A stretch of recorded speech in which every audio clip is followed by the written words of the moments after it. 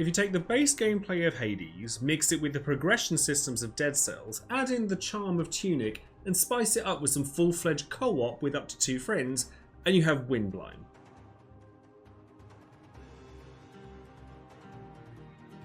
With massive thanks to Motion Twin, the developers behind Windblown, and Dead Cells, I had the opportunity to try Windblown out so that I could bring this video to preview to you guys, playing the first 2 biomes of the game and also being able to test the cooperative elements of the game as well. The first thing you might notice about Windblown is that it looks very different to roguelikes you might be used to. If you've played Dead Cells or The Binding of Isaac or Darkest Dungeon or anything like that, you'll notice that Windblown has a very colourful, whimsical approach to it, which is unusual for a game of this type. But the visuals are extremely charming, with the character designs being animalistic in nature, and you can choose one of 5 different animals, or at least I got the opportunity to try one of 5 different animals. I'm sure more will be released later, and it has just the right amount of effect and what you might call noise. So not enough to distract you from playing the game, but enough to have visual splendour on top of it. It also ran beautifully on my computer, and I would imagine that Windblown will run very well on a wide array of computers as well, given the kind of style that it has. And it running well is very important to the game, considering quite how important speed appears to be on the outset of the game altogether. Sound design is also really strong as well, with weapon effects feeling punchy, the dash and movements being zippy and satisfying, and the music evoking other Motion Twin efforts while still standing out on its own. Speaking of Dead Cells, the heritage that it leaves behind is very apparent here, with very similar ways of utilising equipment.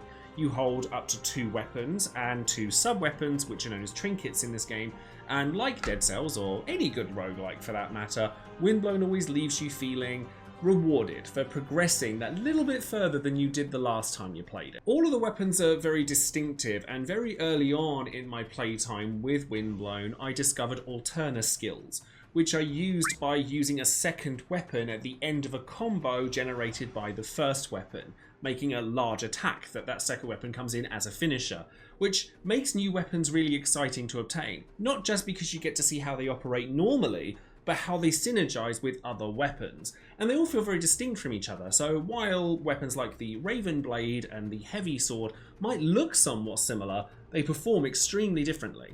For example, the Deadbolt is a ranged weapon or crossbow that requires timing to use effectively, and works well alongside other ranged weapons like Ninja Stars or Kunai, but it also works really well as a combo finisher to a melee weapon like the Fish Knife or the aforementioned Heavy Sword. The gameplay loop and progression of Windblown, being a roguelike, is what one would expect, having upgrades throughout increasingly difficult dungeons until the run ends when you're defeated or you beat the game at that point, and you bring certain resources in this game, things like cogs and like magic dust, that you can bring back to the hub world alongside blueprints in order to create new buffs and new gear to make yourself stronger for the next run that you go through.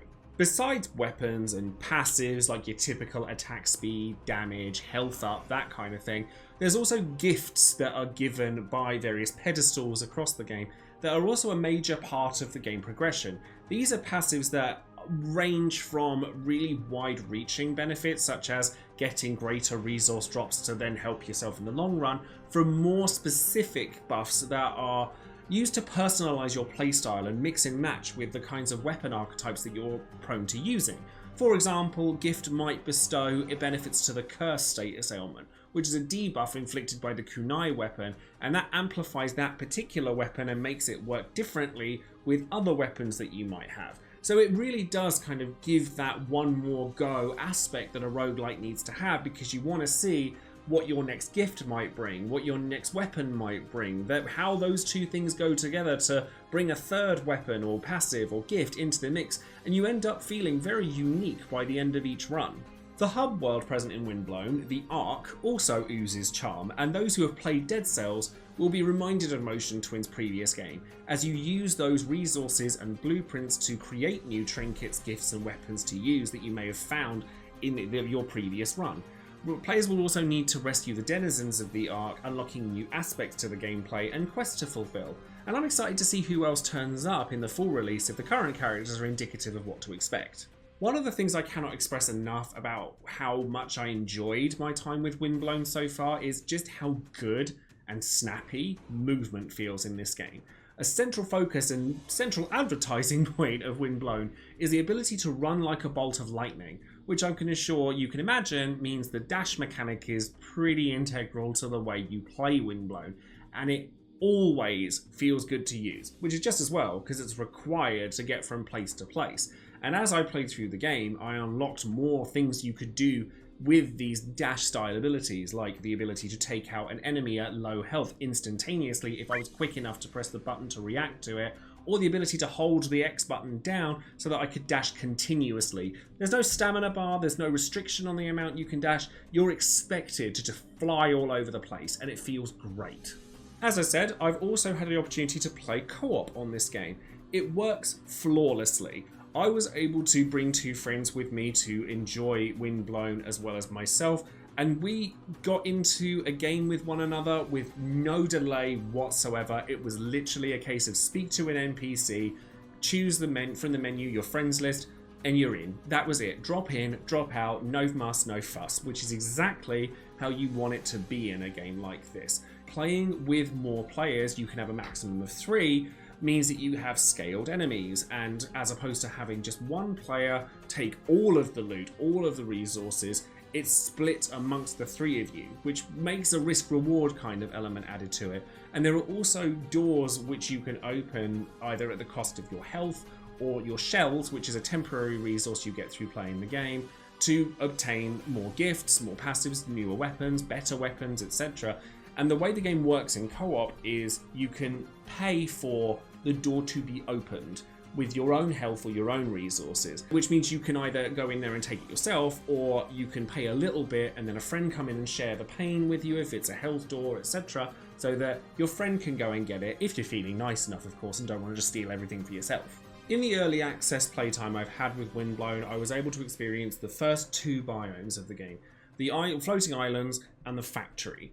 Now, within those 2 biomes, at no point did I find that the game was overly punishing, but I definitely found myself falling to the boss at the end of the factory more than once. Certainly in co-op, where he was taking out massive swaths of our HP in one hit, so you want to be careful when it comes to fighting bosses. And like any good roguelike, I imagine, certainly from the minds who brought you Dead Cells, there are going to be ways of making the game more challenging as you progress through it.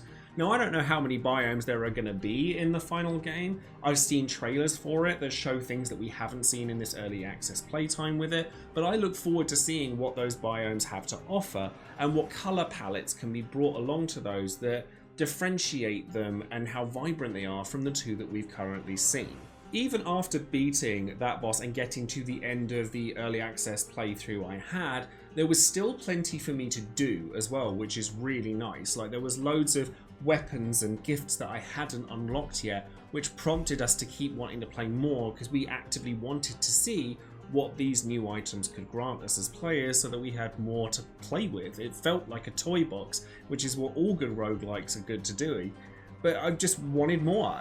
Me and my friends were honestly racking our brains to try and find anything wrong with Windblown. We were really trying to scrutinise all the things that we'd played through to say the bits that we didn't like, not expecting to be quite as taken with it as we were, but the whole game just felt correct and we couldn't really find anything majorly to pick at it for. It felt good, it ran well, it looked good, it sounded punchy, the gameplay loop felt good, we felt rewarded at the end of each run whether we won or lost, and we just simply came away wanting more, with all 3 of us very much wanting to pick the game up when it finally drops. Considering how much I love a good roguelike, Binding of Isaac, Dead Cells, Hades are all some of my favourite games ever, I was so impressed with what Windblown had to offer. I'm very ready for more. And to have a true cooperative experience in a game like this that just felt correct, I can't wait to see what comes out of it. So I want to say a big thank you once again to Motion Twin for letting me try Windblown before its early access release. I can't wait for other people to play this game as well and to see what you guys think of Windblown, and I really would love for you guys to comment below and tell me what your impressions of the game were from footage you've seen either here or elsewhere. And if you're not sure what to comment, just put algorithm as your comment, because it is extremely helpful to me as a content creator. And with that, I shall love you and leave you there. Thank you ever so much for watching, and if you've liked what you've seen here today, consider leaving a like or subscribing to the channel. And if you'd like to support the channel further, then consider taking a look at my Patreon site, down linked in the description box below, or my Etsy store, where I make loads of art prints that are hand-drawn for various different characters from video games. I've just recently finished a set on Metaphor ReFantasio, and I'd love to hear from you guys what other characters you'd like to see me drawing in the future. So with that, I shall see you next time. Thanks again, and I'll see you soon. Take care. Bye bye.